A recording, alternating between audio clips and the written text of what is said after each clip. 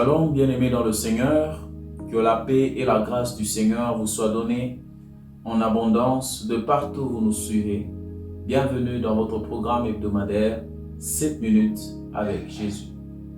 Nous sommes toujours en train de poursuivre par la grâce de Dieu avec notre merveilleux thème que nous avons intitulé Pourim. Et ce matin, nous allons aborder un nouveau sous-thème qui, je crois, par la grâce de Dieu, te bénira et te consolera. J'ai intitulé mon sous-thème de ce matin, Mon Dieu a dit dans sa sainteté, je triompherai. Mon Dieu a dit dans sa sainteté, je triompherai. C'est une déclaration que nous retrouvons dans le psaume 60, le verset 8. Bien-aimés dans le Seigneur, notre marche chrétienne ici sur terre est faite de tant de choses. Et parmi ces choses, il y a le combat. Il n'y a pas de vie chrétienne sans combat. Il n'y a pas de vie chrétienne sans adversité. Mais une chose qui nous est rassurée par la parole de Dieu, c'est qu'au milieu de toutes ces adversités, au milieu de tous ces combats, nous demeurons toujours plus que vainqueurs. Je proclame et déclare sur la vie de quelqu'un qui me suit ce matin, qui vit un combat quelconque, dans un domaine de sa vie, tu es plus que vainqueur, tu es plus que vainqueur, tu triomphes de ce combat, tu triomphes de cette adversité, et cela dans le nom puissant de Jésus-Christ.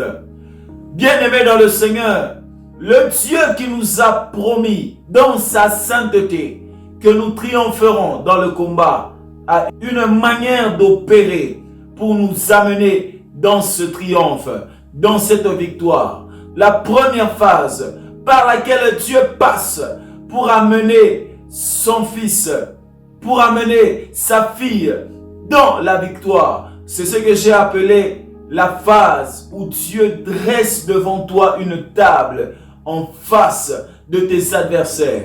Et Dieu le fait dans deux objectifs. Le premier objectif, c'est pour garantir ta sécurité. Le psaume 23 déclare, tu induis ma tête et ma coupe déborde. Et la parole de Dieu ajoute, ne touchez pas à mes oins. Lorsque Dieu dresse devant toi une table en face de tes adversaires, c'est pour garantir ta sécurité. Je prie pour la vie de quelqu'un. Je prie pour la vie d'une femme.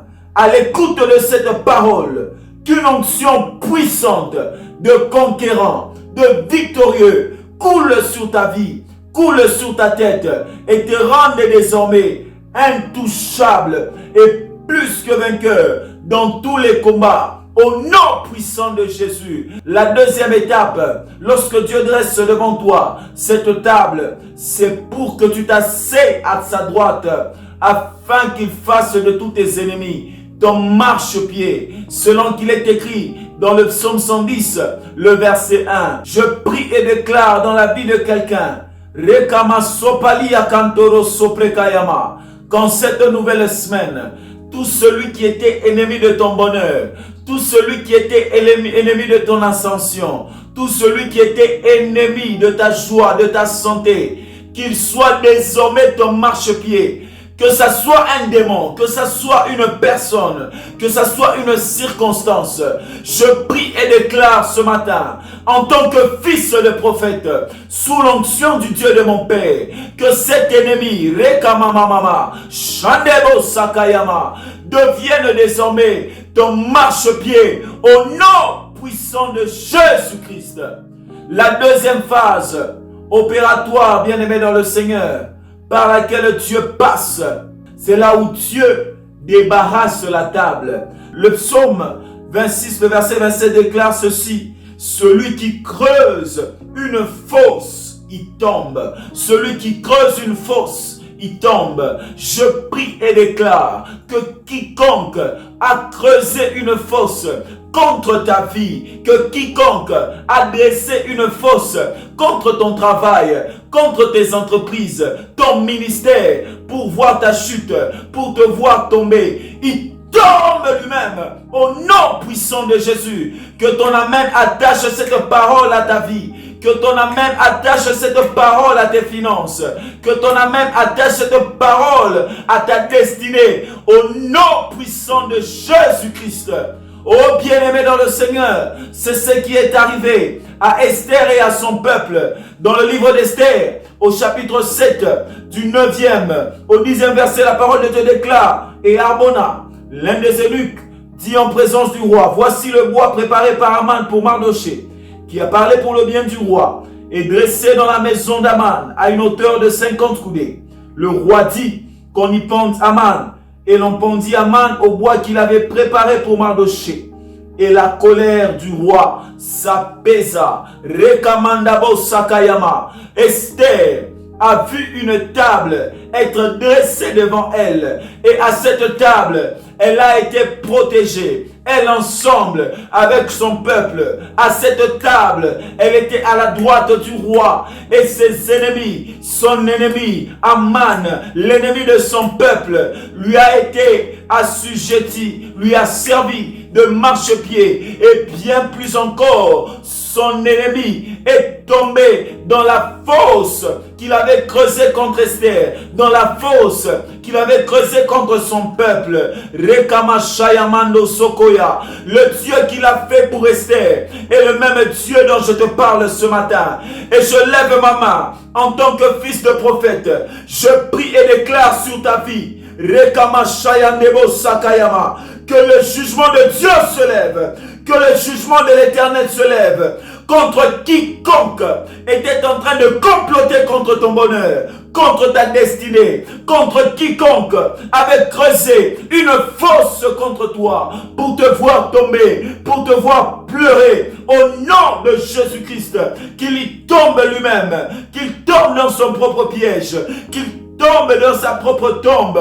Au nom puissant de Jésus. Je te communique une nouvelle onction qui fait de toi un intouchable. Je te communique une nouvelle onction qui fait de toi un plus que vainqueur dans tous les combats que t'a affronté l'ennemi, dans ce combat que t'a affronté la maladie, dans ce combat que t'a affronté le chômage, dans ce combat que t'a affronté la stérilité. Au nom puissant de Jésus-Christ, je prie et déclare: oh Rekosakaya Mashaya, Limbrosi Katalabaya, sur la parole de l'Éternel qui déclare ce matin que dans sa sainteté, tu triompheras, que tu triomphes sur tout ennemi qui avait dominé sur toi, qui te faisait trembler, qui a mené la terreur dans ta vie. Au nom de Jésus-Christ, donne-moi 3 fois un bon amen et que ceci soit attesté dans ta vie au nom de Jésus. Que Dieu te bénisse abondamment. Merci de nous avoir suivis. C'était votre programme hebdomadaire 7 minutes avec Jésus, qui est une initiative de l'église Médère, qui est une vision dirigée par notre très précieux Père, le révérend pasteur Freddy Ilunga. Que Dieu vous bénisse abondamment. Rendez-vous la semaine prochaine.